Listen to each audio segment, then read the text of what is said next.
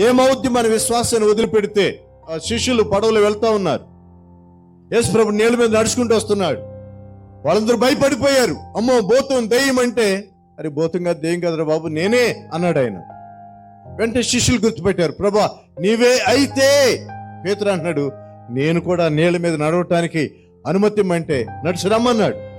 యేసు ప్రభుని చూస్తేనే ఏమండి రోడ్డు మీద నడిచినట్టుగా టకటక నడిచేసాడు. ఈ లోపుగా సౌండ్ వస్తుంది. ఏంటి? గాలి. ఏమండి ఆ గాలికి, అలలకి ఏమైపోయిందంటే తన దృష్టి ఇలా మలుచుకున్నాడు. ఇలా చూసేవాడు, ఇలా తిప్పుకున్నాడు. ఏమైపోయింది? అప్పుడు మునిగిపోవటం మొదలు పెట్టాడు.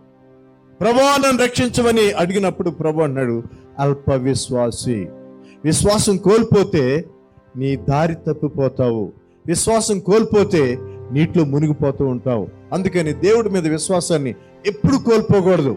నీ దేవుడు నిన్ను విడవడు. God will not leave your hand. Hallelujah.